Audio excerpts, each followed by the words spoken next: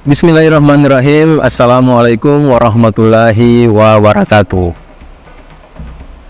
Alhamdulillahirrabbilalamin. Allahumma salli ala Sayyidina Muhammadin wa ala alihi wa sahbihi wa salim ajmain. Alhamdulillah, kami dari Yayasan Rubatul Khairat Kota Ternate di bawah pimpinan Al-Habib Abdurrahman bin Kamil As-Sagaf. Sementara ini kami lagi membangun gedung pondok pesantren Rubatul Khairat Madrasah Al-Ulya yang sementara dibangun, ya. Gedung lantai 3. Kami sangat membutuhkan dana infak dan sedekah dari jamaah bapak-bapak dan ibu-ibu. Bagi yang mau berinfak untuk melanjutkan pembangunan gedung pondok pesantren, bisa ditransfer di rekening Bank Syariah Indonesia atas nama Yayasan Rubatul Khairat. Nomor rekening 723563956. Terima kasih.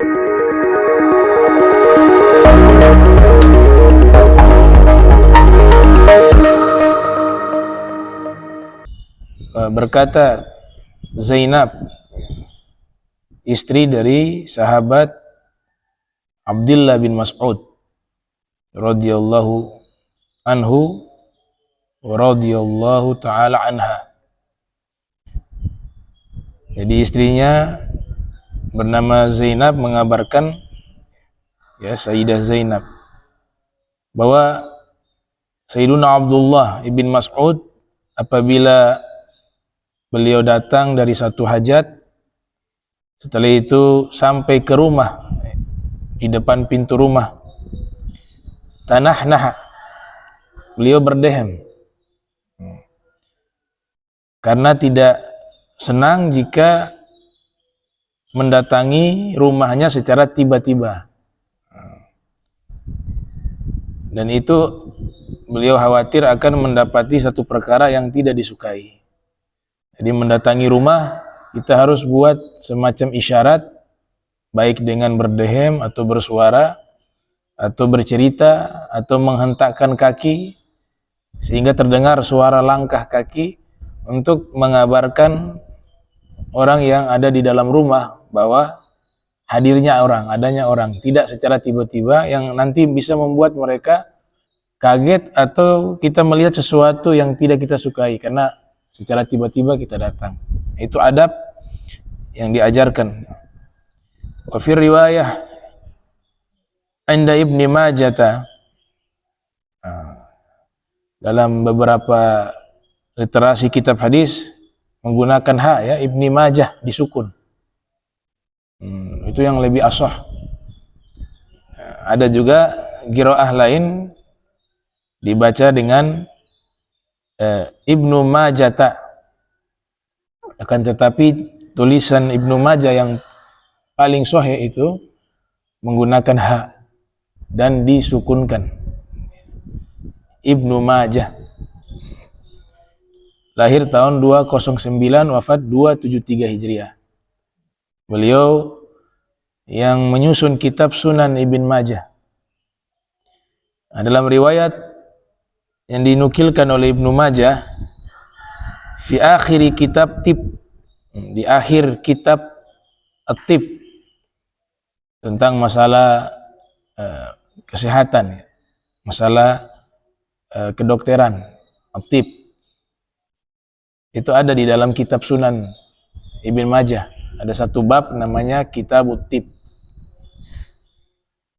Kana Abdullahi idza dakhala tanahnaha wa sawwata. Adalah Sayyiduna Abdullah ibn Mas'ud apabila masuk ke dalam rumah, beliau berdehem dan beliau mengeluarkan suara tadi sebagai isyarat kedatangan beliau. Wa sa'ala rajulun Hudzaifata ibn al-Yamani atau ibn al-Yamani radhiyallahu ta'ala anhu faqala asta'dhinu ala ummi qala na'am in lam tasta'dzin 'alaiha ra'aita ma tagrahu. Ada seorang laki-laki bertanya kepada Sayyiduna Huzaifah ibn al-Yamani, apakah saya harus minta izin kepada ibu saya? Artinya minta izin masuk ke dalam kamarnya. Maka beliau mengatakan, na'am, iya. Jika kamu tidak minta izin kepada ibumu, kamu akan melihat apa yang tidak kamu sukai. Jadi kalau masuk kamar, walaupun itu kamar orang tua kita, baik orang tua kita waktu itu ada dalam kamar ataupun tidak boleh kita seenaknya masuk ke dalam kamar tersebut. Harus ada izin dari orang tua kita. Sebaliknya juga, kamar anak kita juga begitu. Tidak boleh kita masuk kecuali terlebih dahulu mendapatkan izin dari anak kita. Nah, ini apalagi kamar orang lain. Ini kamar ibu kita, anak kita, itu masuk harus ada izin, apalagi kamar orang lain. Nah, itu gak boleh main datang masuk kamar orang, gak boleh. Su'ul adab. Ya, itu ketahuan bahwa adabnya kurang. Su'ul adab. Gitu. Dalam Islam, jangankan kamar orang lain, kamar anak kita sendiri yang sudah disediakan kamar khusus untuknya, ataupun kamar orang tua kita, untuk bisa masuk harus dapat izin terlebih dahulu. Gitu. Wa qala at-tabi'u bernama Musa bin Tolha, ibnu sahabi, putranya seorang sahabat, ya, seorang tabi'in, bernama Musa bin Tolha radhiyallahu anhuma, dakhaltu ma'a abi ala ummi fadakhala wattaba'tuhu faltafata fadafa'a fi sadri hatta aq'adani ala al-ardi. Nah, beliau mengatakan, saya masuk ke rumah bersama ayahku. Kemudian saya mengikuti ayahku masuk ke dalam kamar orang tuanya, kamar ayah dan ibunya. Ketika ayah saya hendak masuk ke dalam kamar beliau, saya ikuti dari belakang. Maka ayah saya menoleh kepada saya, melihat kepada saya, karena saya mau ikut masuk. Fadafa'a, ayah saya mendorong dada saya hingga saya terduduk di atas tanah. Diajarkan adab. Subhanallah, ya. Ini anaknya ikut ayahnya ke kamar ayahnya, ke kamar ibunya tentu. Tapi tanpa seizin orang tuanya. Itu ayahnya dorong sampai jatuh ke atas, ya, sampai terduduk di atas tanah. Mungkin di saat itu ibunya sedang ganti pakaian dan sebagainya. Nah, ini gak boleh dia main masuk. Didorong sama ayahnya sampai dia terduduk di atas tanah. Nah, ini sebagai bentuk tarbiyah, pendidikan, ya, bahwa seorang anak tidak boleh seenaknya masuk ke kamar pribadi kedua orang tuanya. Wa qala atadkhulu bi ghairi idzin. Wa qala atadkhulu bi ghairi idzin, bi ghairi iznin. Ayahnya mengatakan, apakah kamu mau masuk ke dalam kamar tanpa izin? Nah, itu kata ayahnya, ini faham tentang adab, min adabil Islam. Wa qala atadkhulu bi ghairi iznin, apakah kamu akan masuk ke dalam kamar tanpa izin? Artinya maksud beliau harus izin dulu, jangan langsung ikut masuk. Wa qala Nafi' maula Abdullah ibn Umar radhiyallahu anhuma, kana ibnu Umar, kalau dibaca Ibnu Umar, idza balagha ba'du waladih al-huluma ay mablagar rijali ajalahu au afradahu an hujratihi falam yadkhul ala ibni Umar illa biizin. Ibnu Umar apabila sebagian anak-anaknya telah menginjak usia balik, ya. Sudah, kalau masih anak-anak belum balik nggak masalah, anak-anak kecil, ya, ini mereka masuk tanpa izin dan seterusnya tidak masalah, ya, tapi tetap orang tuanya ganti pakaian, jangan telanjang depan anak, nggak bagus. Kalau anak kecil, anaknya masih kecil belum balik, nah, mereka dikecualikan, ya, karena mereka juga belum paham tentang masalah izin. Tapi pendidikan itu sudah harus disampaikan sejak kecil. Nah, di sini Ibnu Umar mengatakan, ya, atau ada riwayat menyebutkan bahwa beliau ketika anak-anaknya sudah menginjak usia balik, saat itu juga azalah atau afradah, memisahkan mereka, tidak tidur bersama dalam satu kasur, dipisahkan. Kalau memang memungkinkan kamarnya pisah, tapi kalau gak bisa juga sesama, ya, anaknya laki dengan laki, perempuan satu kamar boleh, tapi kasurnya dipisah.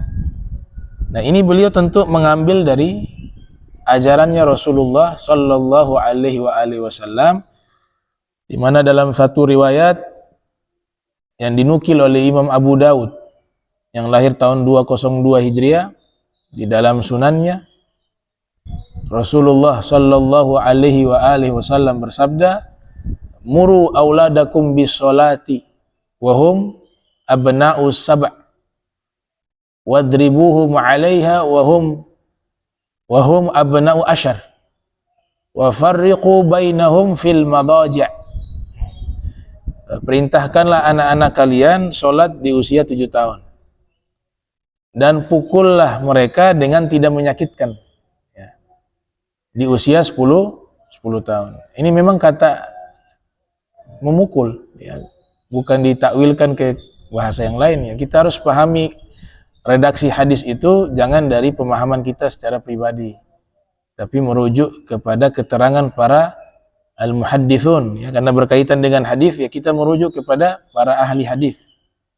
Di dalam syarah mereka mengatakan, ya, memukul yang artinya di sini bukan memukul yang niatnya untuk menyakitkan, ya, menyakiti, tidak, tapi memukul di sini untuk sebagai ugubah, suatu sanksi atau peringatan, sehingga dia tahu bahwa meninggalkan sholat ini perkara besar.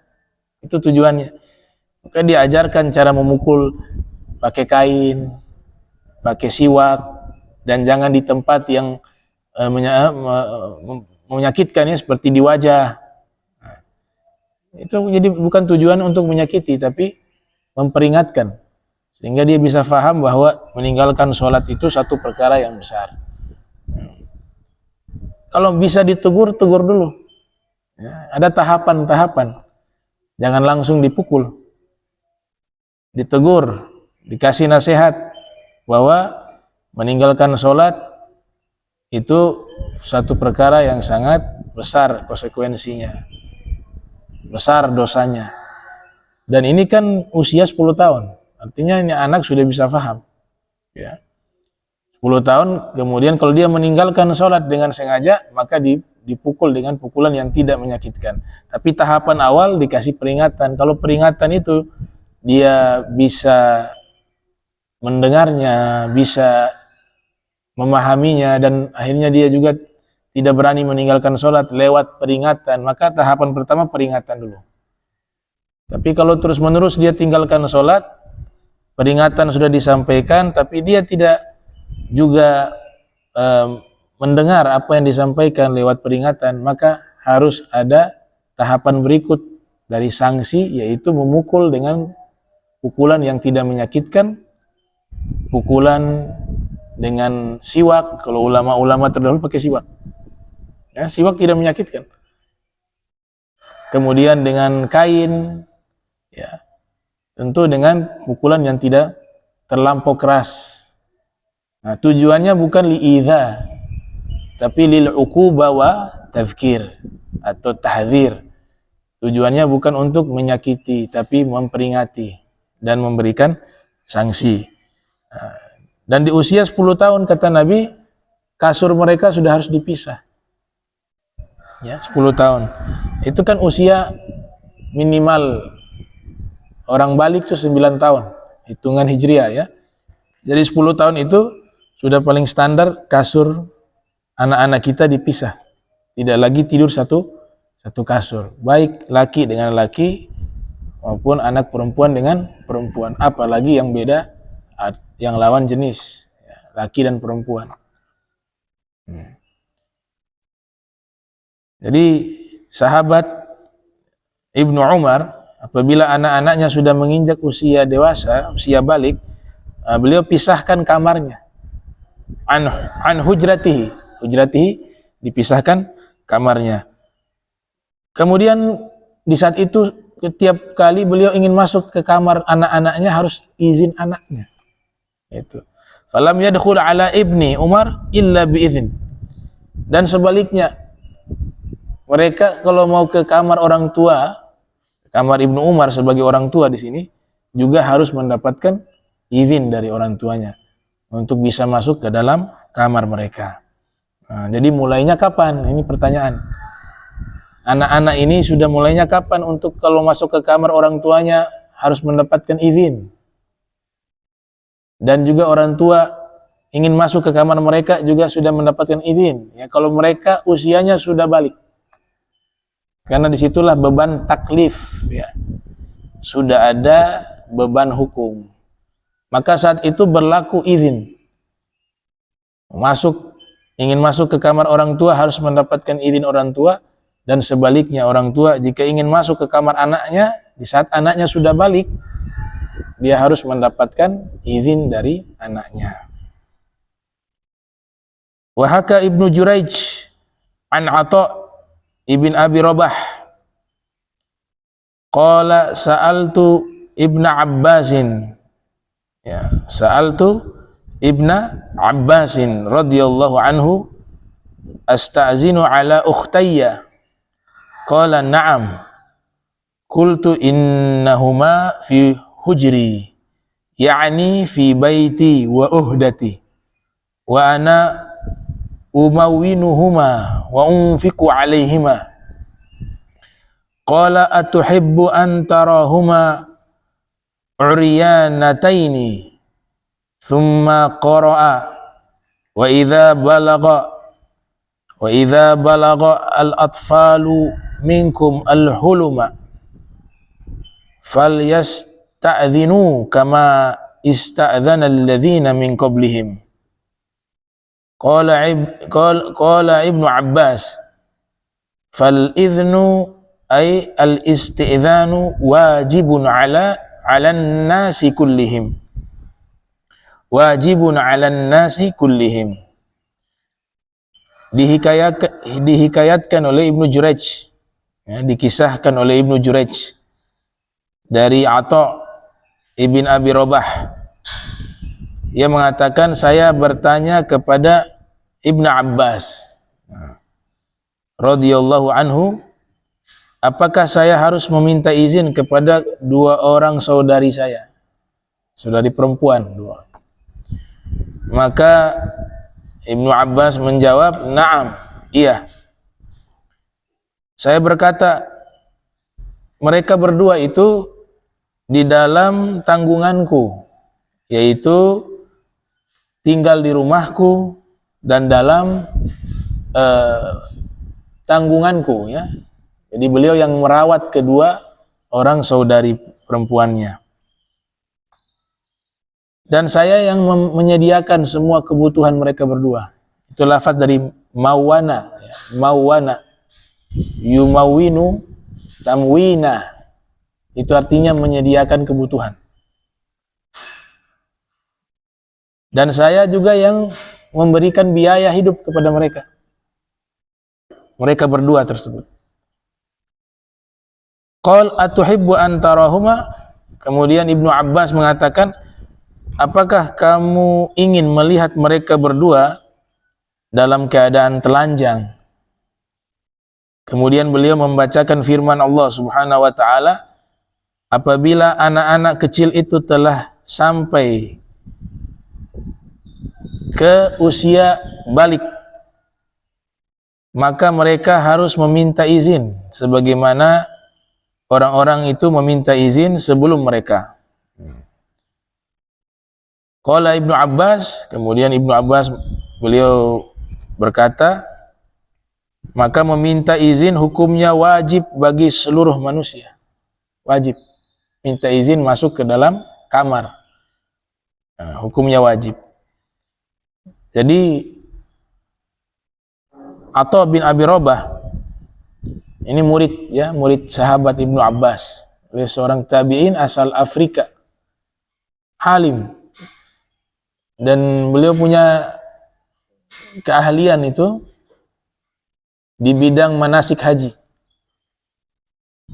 Al-Imam Atha bin Abi Rabah ini pakar di bidang manasik haji. Sama seperti sahabat Sayyidina Jabir. Ya. Sayyidina Jabir itu salah satu sahabat yang banyak meriwayatkan hadis-hadis Nabi terkait masalah manasik haji. Ya, khuzu anni manasikakum, kata Nabi. Ambil dariku cara berhaji kalian. Nah, dari golongan tabi'in yang pakar di bidang manasik haji adalah Al-Imam Atha ibn Abi Rabah, seorang tabi'in, belajar kepada para sahabat, diantaranya beliau belajar kepada Ibnu Abbas. Jadi beliau yang bertanya secara langsung kepada Ibnu Abbas. Beliau mengatakan, ya, saya simpulkan terjemahannya biar lebih mudah dipahami. Di rumah saya ini ada 2 orang saudari perempuan saya. Saya yang menghidupi mereka. Nasi makan, tempat tinggal, kamar, semuanya saya yang tanggung. Apakah saya ketika masuk ke kamar mereka harus minta izin? Maka Ibnu Abbas mengatakan, iya, harus minta izin. Kalau kamu tidak minta izin, berarti kamu senang juga nanti kalau masuk ke kamar mereka, tahu-tahu mereka sedang ganti pakaian, lagi telanjang, belum sempat pakai pakaian. Kamu lihat, mau tidak? Oh, saya nggak mau. Berarti harus minta izin. Sekalipun itu saudarimu. Setelah itu Ibnu Abbas mengutip ayat surat An-Nur ya, ayat 59. Apabila anak-anak kecil tersebut telah mencapai usia balik dari kalian, maka hendaklah mereka itu meminta izin ketika ingin masuk ke kamar-kamar mereka. Nah, tadi saya katakan sudah mulai ada kewajiban minta izin masuk ke kamar, ataupun juga mereka meminta izin kepada orang tuanya masuk ke kamar orang tuanya di saat usianya sudah balik. Tapi kalau masih anak-anak nggak masalah. Ya, tapi kalau sudah balik, sinilah dimulailah hukum dan adab ini berlaku. Sebagaimana orang-orang sebelum mereka juga meminta izin. Kemudian Ibnu Abbas menambahkan keterangan di sini, maka meminta izin fal iznu, al iznu maknanya al isti'dzan ya, meminta izin. Hukumnya wajibun, wajib 'alan nasi kullihim, bagi seluruh manusia. Jadi hukumnya wajib. Kalau di zaman kita sekarang bisa kita kiaskan juga handphone. Anak gak boleh ngambil handphone orang tua kemudian ya cari tahu WA-nya dan seterusnya, haram. Sama itu juga privasi, harus minta izin. Begitu juga orang tua. Kecuali mungkin orang tua ingin cari tahu nih anak kok dia khawatir ya, mungkin dia nonton yang gak baik dan seterusnya. Itu lain kasus tuh. Lain kasus. Boleh itu bagi orang tua. Tapi hukum asalnya hal ini juga sama, harus mendapatkan izin. Baik juga suami dan istri. Ya, sang suami gak boleh ngambil handphonenya istri kemudian cari tahu tanpa seizin istri. Dan sebaliknya. Kadang-kadang salah paham juga dari situ. Nah, jadi meminta izin itu adalah tuntunan di dalam ajaran Islam. Wa qala Ibnu Mas'ud, wa qala Ibnu Mas'ud, berkata Sayyiduna Abdullah bin Mas'ud radhiyallahu anhu, yasta'dzinu ar-rajulu ala abihi wa ummihi wa akhihi wa ukhtihi. Seseorang itu harus meminta izin kepada ayahnya, ibunya, saudara laki-lakinya, dan saudari perempuannya. Harus mendapatkan izin mereka. Wa qala Jabir, ya, wa qala Sayyiduna Jabir radhiyallahu anhu, yasta'dzinu ar-rajulu ala waladihi wa ummihi wa in kanat ajuza wa akhihi wa ukhtihi wa abihi. Sayyiduna Jabir, beliau berkata, seseorang meminta izin, ya, harus meminta izin kepada anaknya. Nah, tadi saya katakan, ke kamar anak kita yang sudah balik, kita ingin masuk, izin dulu. Dan cara minta izin kalau mereka di dalam kamar adalah mengucapkan salam. Dan sunnah minta izin ini juga dengan mengucapkan salam, sekalipun kita mendatangi rumah kita tidak ada orang di dalamnya, tetap minta izinnya lewat salam. Ya, ada yang mengajarkan salamnya, sigahnya itu seperti salam di dalam tasyahud. Assalamu alayka ayyuhan nabiyyu wa rahmatullahi wa barakatuh. Nah, itu dibaca. Salam itu ketika rumah tersebut tidak ada penghuninya, tidak ada orang di dalamnya. Ya. Assalamualaikum warahmatullahi wabarakatuh. Kita salawat saja kepada Rasul tanpa salam, kata Nabi, itu salawatnya belum sempurna. Nah, ya. Salawat diiringi dengan salam.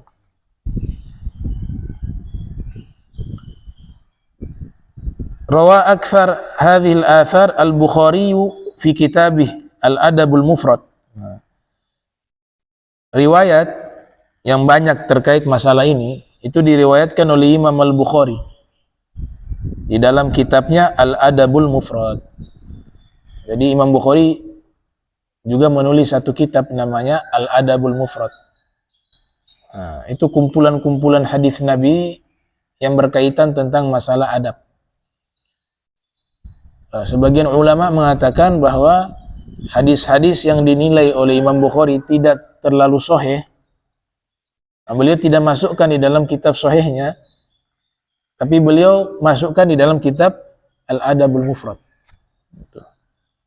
Tapi hebatnya itu hadis diramu, diracik dengan tartib pembahasan akhlak, pembahasan adab. Nah, sehingga diberi judul Al-Adabul Mufrad. Al-Adabul Mufrad. Warawa ba'daha Ibnu Katsirin fi tafsirihi 'inda hadhihi al-ayati al-karimati as-sabiqati adz-dzikri. Dan sebagian riwayat-riwayat terkait masalah tersebut juga diriwayatkan oleh Al-Hafiz Ibnu Katsir yang lahir tahun 701 Hijriah, wafat 774 Hijriah, di dalam kitab tafsirnya ketika menerangkan ayat mulia yang sudah disebutkan tadi, yaitu surat An-Nur, ya, ayat 59. Nah, Ibnu Katsir juga meriwayatkan banyak sekali hadis di dalam kitab tafsirnya terkait masalah adab tadi, meminta izin. Karena kitab tafsir beliau tafsir berriwayah, ya, tafsir Al-Quran dengan riwayat. Jadi banyak menafsirkan ayat Al-Quran dengan riwayat-riwayat hadis Nabi dan aqwal sahabat dan beberapa ulama dari generasi tabi'in dan ulama-ulama lainnya. Adab yang kelima, ya, al-adab al-khamis. Sekarang kita sampai ke adab yang kelima. Idza tarakta, ya, tarakta, idza tarakta baba akhika au sadiqika au ba'di ma'arifika aw ahadin taqsiduhu fadukka al-baba daqqan rafiqa yu'arrifuhu wujuda tariqin, ya, yu'arrifuhu wujuda tariqin bil babi. Apabila kamu mengetok pintu saudaramu atau sahabatmu atau sebagian orang yang kamu kenal atau seseorang yang kamu tuju.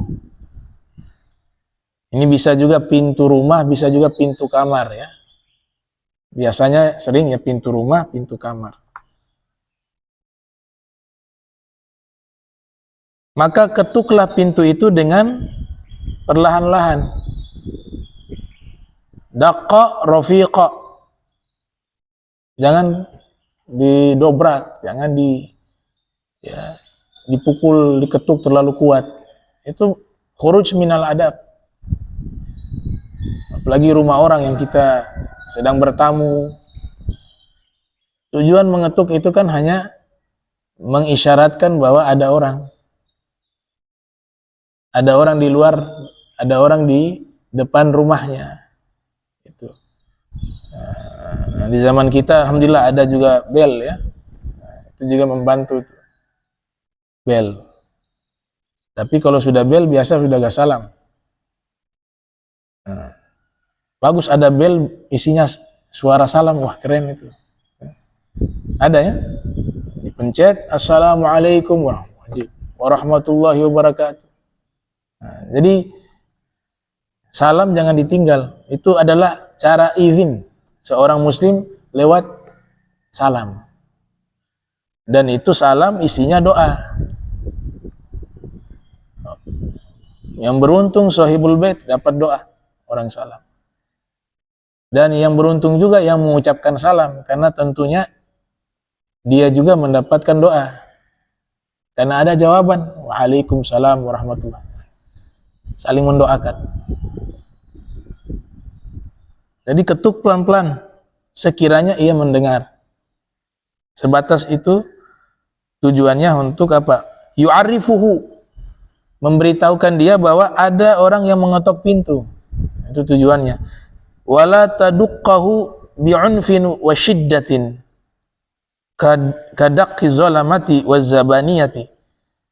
Jangan kamu mengetok pintu rumah orang dengan kasar dan keras, sebagaimana ketukan orang-orang zalim dan polisi yang ingin menyegrap terdakwa.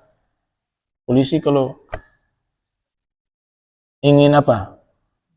Menangkap seorang tersangka, itu gak pakai assalamualaikum warahmatullahi, langsung dobrak. Nah itu kan kasusnya berbeda. Justru aneh, polisi mau datang, mau tangkap seorang penjahat atau tersangka, kemudian pakai salam dulu, baru ketuk pelan-pelan, assalamualaikum warahmatullahi. Ya, dia punya tersangka kabur. Biasanya didobrak. Dan secara mendadak tiba-tiba, kan. Nah ini gak boleh kalau kita bertamu ke rumah orang, keadaan kita seperti itu. Sudah buat orang panik dalam rumah. Iya kan? Kadang kejadian buru-buru pakai pakaian itu karena di luar sudah gak sabaran. Assalamualaikum, assalamualaikum. Jatuh. Pakai celana, jatuh. Masuk rumah sakit. Itu kejadian. Karena yang bertamu ini gak paham juga. Bukan begitu caranya. Butuh waktu. Assalamualaikumnya ketukan pertama, kedua, ketiga, itu sangat singkat. Buru-buru pengen cepat sekali masuk. Sabar. Pelan-pelan. Yang di dalam itu mereka kadang-kadang tidak berpakaian sebagaimana di luar. Yang pakai hijab misalnya perempuan. Biasa dalam rumah ya pakai pakaian biasa. Nah untuk menggunakan hijab dan pakaian itu kan butuh waktu. Yang di luarnya gak sabaran. Ketok tuh. Sudah begitu ngintip di jendela. sudah 2 kali kesalahan. Udah ketoknya tiga kali kesalahan. Ketok pintu sudah kasar, keras, keluar dari adab. Yang kedua, tidak berikan kesempatan waktu kepada sahibul bait, pengen buru-buru. Yang ketiga, mengintip di jendela. Itu sudah 3 kesalahan itu. Maka di sini dikatakan, jangan kamu mengetok pintu dengan kasar dan keras sebagaimana orang-orang zalim dan polisi, para polisi yang ingin menangkap seorang tersangka. Faturawi'ahu wa tukhilla bil adabi. Jika itu kamu lakukan, kamu membuat takut orang di dalam rumah. Dan kamu sudah menghilangkan adab. Wa tukhilla, sudah mengurangi adab atau menghilangkan adab. Ja'at imra'atun ilal imam Ahmad ibn Hanbal radhiyallahu anhu litas'alahu an syai'in min umurid din wa daqqat 'alaihi al-baba daqqan fihi ba'dul 'unf fa kharaja wa huwa yaqul hadha daqqu syurati, hadha daqqu asy-syurati.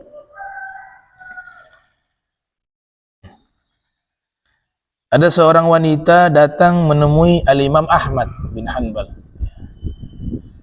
imam madhab Hambali, kelahiran tahun 164 Hijriah, wafat 241 Hijriah. Jadi seorang wanita datang menemui Imam Ahmad bin Hanbal. Jadi di sini juga sebagai landasan atau pijakan hukum ya, seorang wanita bisa bertanya masalah agama kepada seorang guru dengan syarat tidak terjadi fitnah. Bagusnya istri dari guru itu ada duduk, ya, itu gak ada masalah. Ini selevel Imam Ahmad, ada seorang wanita datang menemui Imam Ahmad. Yang penting gurunya ini juga dalam hatinya bersih. Ada yang sengaja buat pengajian perempuan, khusus perempuan. Ini gurunya niatnya cari jodoh nih. Dia mau lihat mana yang cantik nih. Terus minta nomor lagi. Ya, nomor pribadi. Nanti kalau mau nanya hubungi saya saja. Ada fitnah. Gak boleh begitu. Kayaknya saya gak berani pengajian perempuan saya. Sampai dari awal sampai sekarang gak pernah. Yang minta untuk mengadakan banyak yang dari golongan perempuan, tapi menghindari hal-hal yang gak baik. Kalau ada ustazahnya, ya ustazahnya lebih afdal untuk mengajar kepada golongan perempuan. Tapi bukan berarti melarang, tidak ya. Kalau gurunya seorang yang bisa, namanya sifat iffah wal waro', mampu menjaga diri, punya sifat waro', ya, niatnya juga baik untuk mengajarkan ilmu, ya fadhal, silakan. Ya, tapi kalau tidak seperti itu, maka ahsan, ya nggak boleh diadakan pengajian perempuan, apalagi nanti ada konsultasi, ya, konsultasi agama dalam ruangan laki, ustadz atau seorang guru yang nanya perempuan dalam ruangan berdua konsultasi. Nah, itu jadi fitnah. Atau lewat apa? Handphone. Ini lama-lama nih kalau berdua ini bertanya terus, akhirnya lama-lama nelpon deh. Nyambung nih obrolan nih. Setan main di situ. Yang awalnya hanya bertanya agama, dia berubah tanya hobinya apa. Makanan kesukaannya apa. Nah, ini topiknya sudah berubah. Akhirnya, nauzubillah, lama-lama terjerumus, nauzubillah min dzalik. Saddu zari'ah dalam ilmu usul fikih itu lebih afdal, ya. Menutup celah itu lebih afdal. Mencegah lebih baik daripada mengobati. Itu konsep fikih kita nih. Saddu zari'ah namanya. Menutup perantara atau celah. Jangan kasih kesempatan. Ya. Jaga kehormatan ilmu. Yang punya ilmu nih. Gitu. Jangan jual ayat, jual hadis atas nama agama, tapi tujuannya tujuan untuk pribadi. Nggak boleh. Tujuannya ngikut hawa nafsu, tapi pakai ayat, pakai hadis. Nah, itu menyimpang. Menyimpang dari tuntunan Nabi kita Muhammad sallallahu alaihi wasallam. Nah. Jadi ini seorang wanita ini datang menemui Imam Ahmad bin Hanbal. Bertanya, tujuannya untuk bertanya sesuatu tentang urusan agama, ya. Bertanya tentang sesuatu urusan agama yang berkaitan dengan masalah agama. Dia ketok pintu, lumayan keras pintunya Imam Ahmad bin Hanbal. Nah, Imam Ahmad keluar dari rumahnya, kemudian beliau mengatakan, ini ketukannya polisi. Asyurati itu jam'un, ya, bentuk jamak, mufradnya syurtiun, mufradnya syurtiun, ya, bentuk mufradnya syurtiun, tunggal, ya, syurti. Asyurati jam'u syurtiin, ya, jamak daripada syurtiin. Jadi Imam Ahmad mengatakan ini ketukannya polisi. Apa buser, ya. Wa qad kana sahabatu yuqri'una baba Rasulillah sallallahu alaihi wa alihi wasallam bizafir. Para sahabat apabila mereka mengetok pintunya Rasul sallallahu alaihi wasallam bizafir, menggunakan kuku. Saking pelannya. Adab, ya. Adab kepada Nabi sallallahu alaihi wasallam. Ini riwayat Imam Bukhari di dalam kitab Al-Adabul Mufrad, ya. Imam Bukhari lahir 194, wafat 256 Hijriah. Adaban minhum ma'a Rasulillah sallallahu alaihi wa alihi wasallam. Karena mereka adab kepada Rasul. Wa hadza ad-daqqul latif ar-rafiq. Wa hadza ad-daqqul latif ar-rafiq matlubun fi man kana julusuhu qariban min babihi, fi man kana julusuhu qariban min babihi, wa amma man ba'uda 'anil babi fa yugra'u 'alaihi ghar'an yasma'uhu fi makanihi min ghairi 'unfin. Mengetok pintu dengan cara lembut, dengan cara berlahan-lahan, itu dituntut di dalam agama kita. Bagi orang yang memang duduknya dekat dengan pintu. Jadi mungkin yang di dalam rumah itu posisinya dekat dengan pintu, kan? Makanya kita ketuk pelan. Jadi kalau dia di dapur biasa kan di belakang tuh. Kan gak mungkin tuh kedengaran tuh. Pakai kuku, gak bisa. Jadi dikondisikan. Kalau dia dekat, ya kita perkirakan, oh dia dekat nih. Ya ketuk pelan. Tapi kalau dia jauh, sesuaikan, ya. Tapi tetap tidak boleh dengan terlalu keras, terlalu kasar di dalam mengetuk pintu tersebut. Tetap dengan apa namanya? Dengan adab.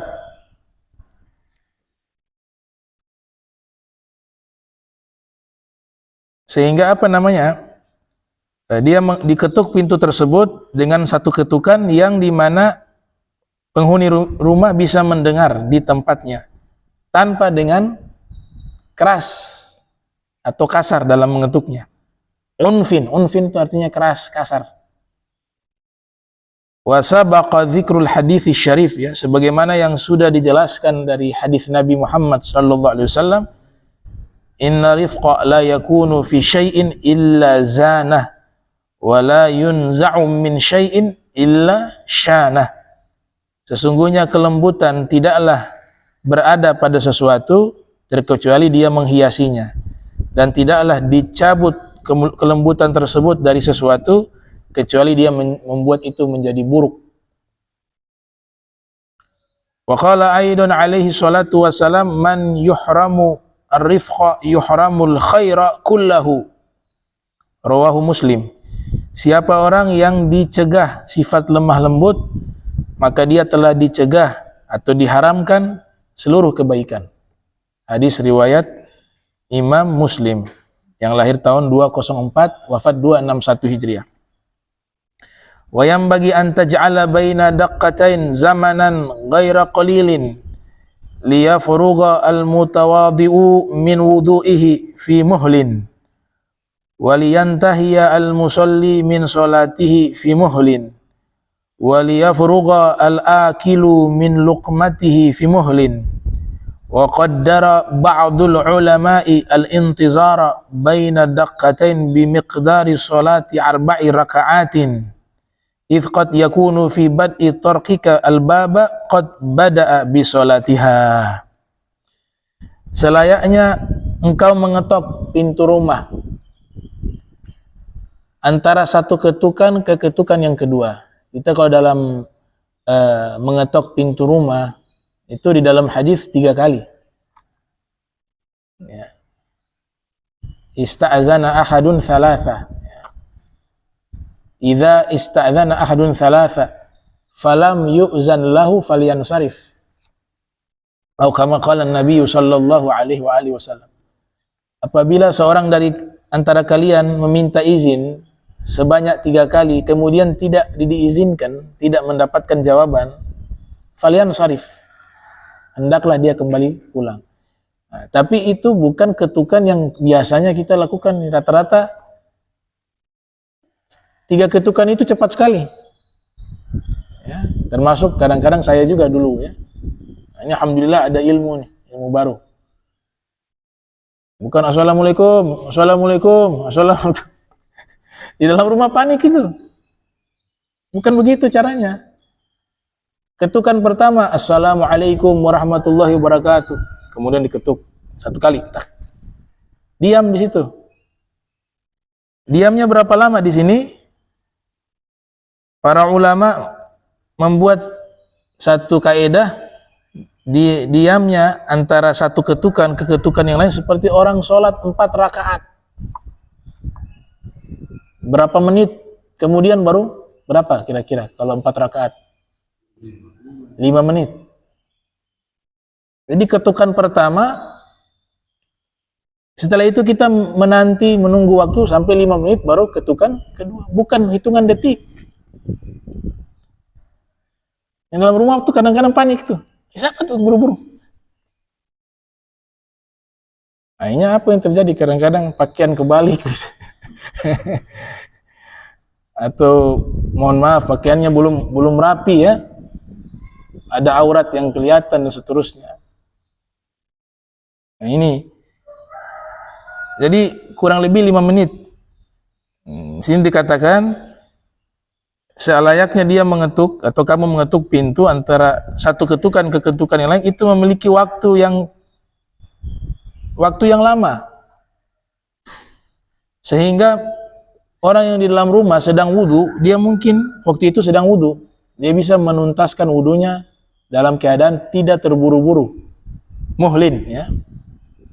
Muhlin itu tidak terburu-buru. Atau mungkin yang sahibul bait, penghuni rumah itu sedang sholat, sehingga dia bisa menyelesaikan sholatnya dalam keadaan tidak terburu-buru. Ini lagi sholat di luar nih. Assalamualaikum, assalamualaikum, assalamualaikum. Udah. Akhirnya gak baca Fatihah sudah. Nah ini. Al-khuruj minal adab. Atau mungkin lagi makan, kasihan. Lagi makan di luar gak sabaran. Assalamualaikum, assalamualaikum. Sampai dobrak pintu, jendela. Was. Ya buru-buru, tak tigo sudah baru ternate bilang. Ya. hilang makanannya itu, seleranya, rasanya hilang. Betul tidak?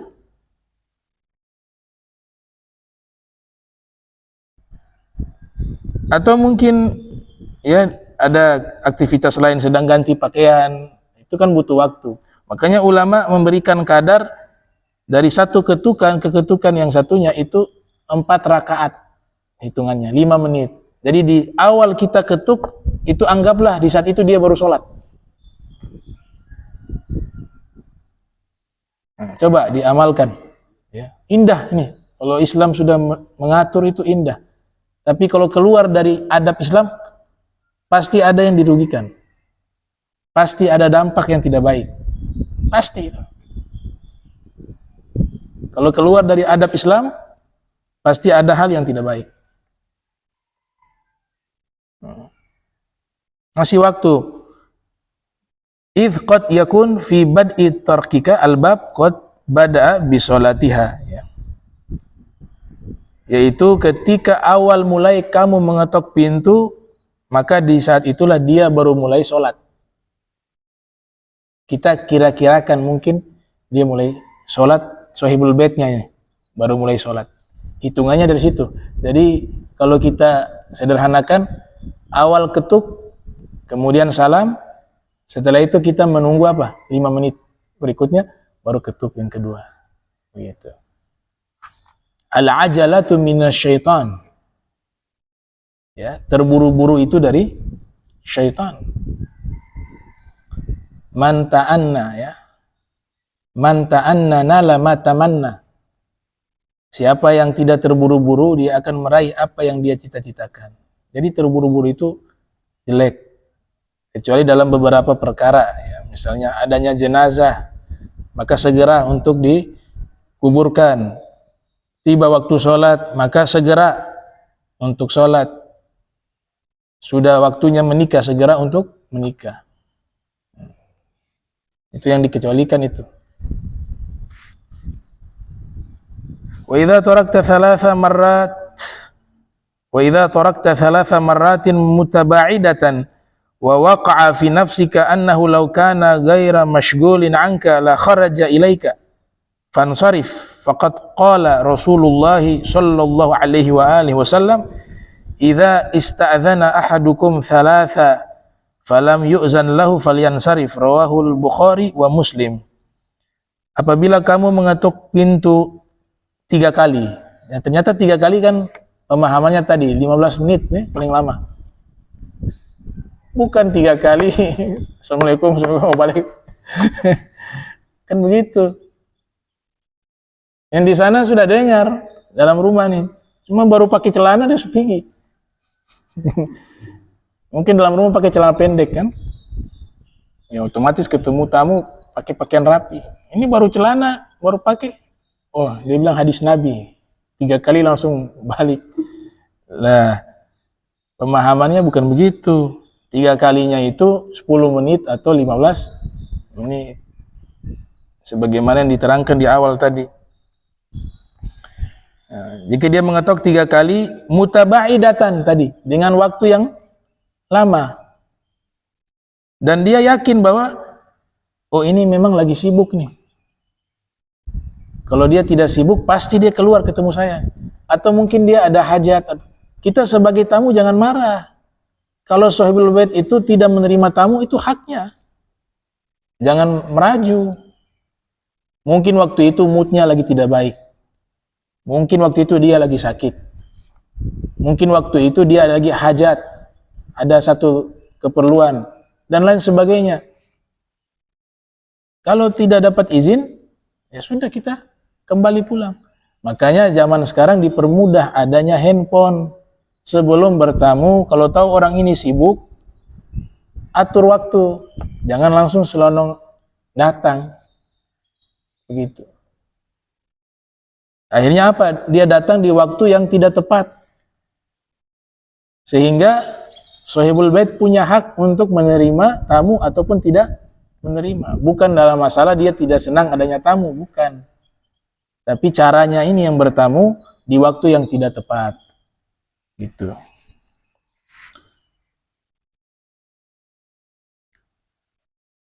Jadi kalau 3 kali diketuk dengan waktu yang lama tidak ada jawaban, maka dia kembali pulang. Ya. Wa waqa'a fi nafsika annahu law kana ghairan mashghulin anka la kharaja ilaik. Ya. Dia yakini dalam dirinya, diri kamu ini, kamu yakin bahwa ini orang sahibul bait, kalau tidak sibuk pasti dia keluar. Mungkin ada urusan dan sebagainya sudah. Atau mungkin lagi sakit, maka falyan sarif atau fan sarif, maka hendaklah kamu kembali pulang. Fan sarif. Sebagaimana yang sudah disabdakan oleh Rasulullah sallallahu alaihi wasallam, apabila salah seorang dari kalian meminta izin, ini hadisnya ya, idza ista'dzana ahadukum thalatha, apabila seorang di antara kalian meminta izin sebanyak 3 kali, falam yu'dzan lahu, maka lalu tidak diizinkan untuknya, falyan sarif, hendaklah dia kembali pulang. Hadis riwayat Bukhari dan Muslim.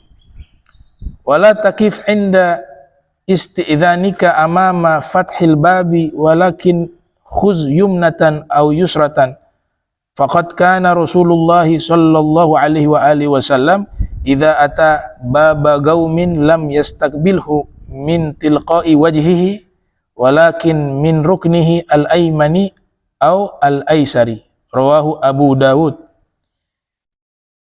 Kalau mengetok pintu, jangan kau berdiri di depan pintu. Khawatir apa ketika dibuka atau pintu itu posisi terbuka ataupun pintu dalam keadaan tertutup tapi posisi kita lurus menghadap ke pintu.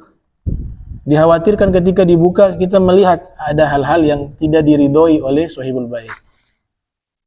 Jadi posisinya jangan menghadap ke depan pintu, tapi posisinya di bagian kanan atau kiri pintu, sehingga mata ini tidak langsung melihat ke dalam rumah.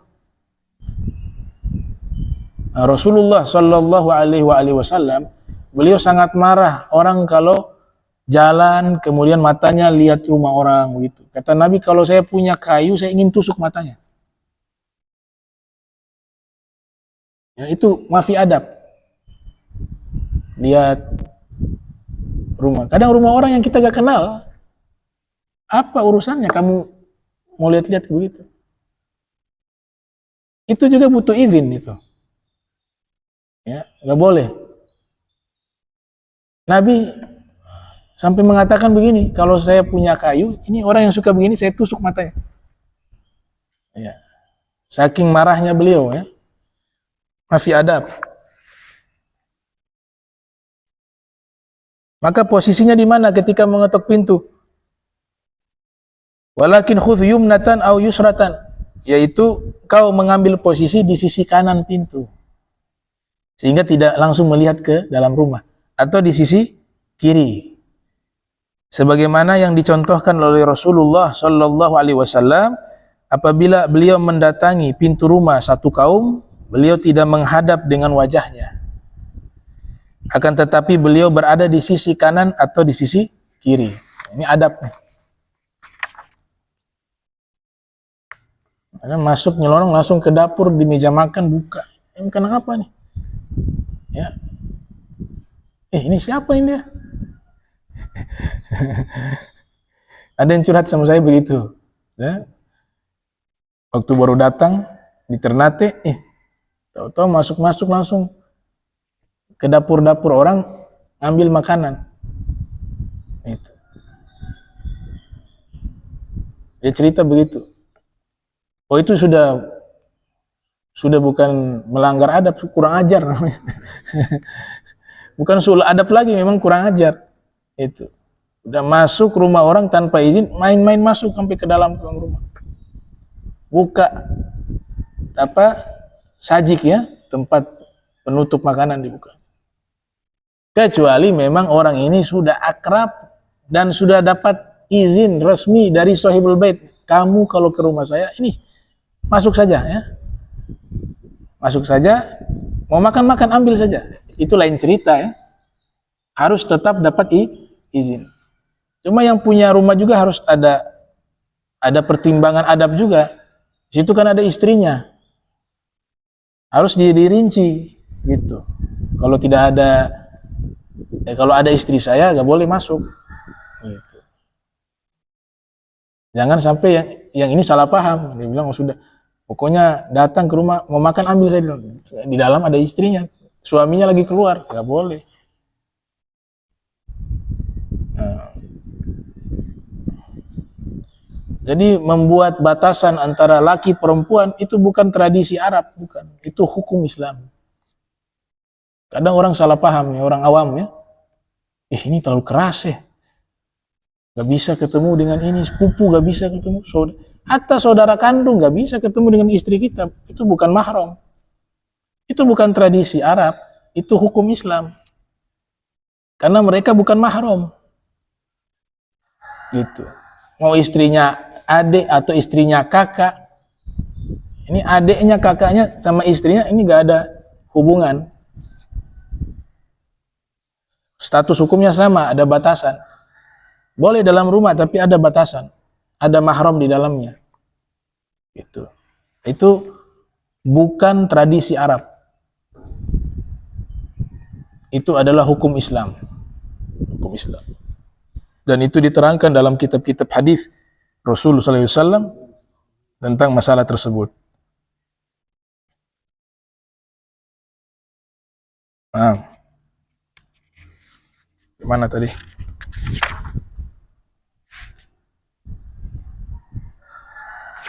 Ya, yang terakhir ya, yang keenam. Idza tarakta baba ahadin min ikhwanika faqila laka man hadha faqul fulan bismika sarihil ladzi tu'rafu bihi wa la taqul wahidun aw ana aw shakhsan fa inna hadhihi al-alfat la tufidu sa'ila min khalfil babi ma'rifatan bi shakhsi at-tariq wa la yasihu laka an ta'tamida ala anna sawtaka ma'rufun 'inda man tatruku alayhi fa innal aswat taltabisu wa tashtabihu wa inna nagmata tushbihu nagmah wa laysa kullu man fid dari allati tatruku babaha ya'rifu sawtaka ay aw yumayyizuhu wa sam'u fi tamyizihi al aswat yukhti'u wa yusib. Apabila kamu mengetok pintu salah seorang dari saudaramu, pintu rumahnya, pintu kamarnya, ya, terutama pintu rumah nih, faqila laka, kemudian dia tanya, siapa tuh? Siapa di luar? Maka dia mengatakan harus jelas dengan namanya. Oh saya Fulan bin Fulan. Sehingga bisa diketahui. Wala taqul, jangan kamu mengatakan saya. Anak. Ya, saya. Atau jangan terkenal saya. Karena hal itu, lafaz-lafaz tersebut tidak memberikan faedah sama sekali bagi orang yang bertanya. Sebutkan nama. Ini sebagaimana kisah Mi'rajnya Nabi. Nabi ketika Mi'raj bersama malaikat Jibril. Di langit kan ada pintu dijaga oleh malaikat. Setiap melewati pintu langit ada malaikat yang menjaga. Selalu malaikat penjaga pintu tanya, siapa? Dijawab sama malaikat Jibril, ana Jibril. Malaikat Jibril gak bilang ana, padahal sama-sama malaikat lah. Dan malaikat Jibril sayyidul malaikah, pemimpin malaikat. Tapi ketika malaikat Jibril ditanya siapa, oleh penjaga pintu langit ya, malaikat penjaga pintu langit, siapa yang ketuk? Dijawab oleh malaikat Jibril, ana Jibril. Waman ma'ak, terus orang yang bersama kamu siapa? Huwa Nabi Muhammad. Oh, yang bersama saya, beliau adalah Nabi Muhammad. Disebut namanya. Gitu. Ini jadi dalil ketika kita mengetok pintu rumah orang, kemudian Sohibul Bait bertanya, siapa di luar? Sebut nama. Saya Abdurrahman misalnya, bin Kamil As-Sagaf. Saya Fulan bin Fulan. Jangan saya. Saya siapa? Saya. Itu Nabi marah tuh. Nabi pernah tuh ada yang bertamu ke rumah Nabi, ketok pintu rumah Nabi, kemudian Nabi bertanya, siapa di luar? Ana, kata Nabi. Siapa mau kenal? Kita gak bisa kenal suaranya orang kadang-kadang. Sebut nama. Dulu terjadi khilaf antara Imam Sibawai dengan gurunya Imam Khalil bin Ahmad Al-Farahidi, ya, penyusun ilmu arud. Jadi di dalam majlis itu terjadi diskusi ilmiah antara Imam Sibawai dengan Al-Imam Khalil bin Ahmad Al-Farahidi terkait a'raful ma'rifah. Yang paling ma'rifat itu apa? Apakah isim domir atau isim alam? Kata ganti ataukah nama?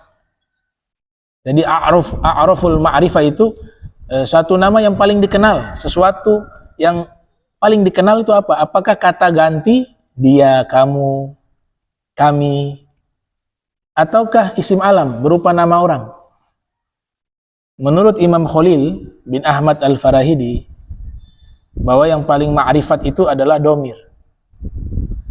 Menurut Imam Sibawai adalah isim alam, nama. Terjadi dialog ilmiah di majlis. Akhirnya sudah Imam Sibawai mengalah, karena ini posisinya guru. Tapi Imam Sibawai punya keyakinan yang paling ma'rifat, yang paling dikenal itu bukan kata ganti, tapi nama. Nah, beliau ingin memberikan argumentasi kepada sang guru yang dimana sang guru menerima argumen itu tanpa dibantah. Kalau bahasa mereka namanya ijabatun muskitah. Ijabatun muskitah. Satu jawaban yang membuat orang tersebut terdiam. Udah gak bisa menjawab lagi. Imam Sibawai mengatur rencana sebentar malam bertamu ke rumah Imam Khalil bin Ahmad Al-Farahidi. Cari waktu tengah malam, lagi tidur. Bertamunya tengah malam. Datang Imam Sibawai. Imam Khalil waktu itu sedang istirahat karena tengah malam. Ketoklah pintu oleh Imam Sibawai. Assalamualaikum warahmatullahi wabarakatuh. Imam Khalil kaget. Siapa nih malam-malam datang? Sudah. Keluar dari kamarnya menuju pintu rumahnya. Kemudian Imam Khalil tanya, siapa di luar? Ana. Kata Imam Sibawai. Ana. Siapa di luar? Ana. Ana itu siapa? Kata Imam Khalil marah. Sebut nama. Nah. Sibawai. Oh, bukan. Kenapa gak sebut nama? Anak-anak saya gak paham. Nah, Imam Sibawai dapatlah ini jawaban yang membuat ia terdiam. Kata Imam Sibawai, wahai guru, mohon maaf. Kata guru kan yang paling dikenal itu kata ganti, domir.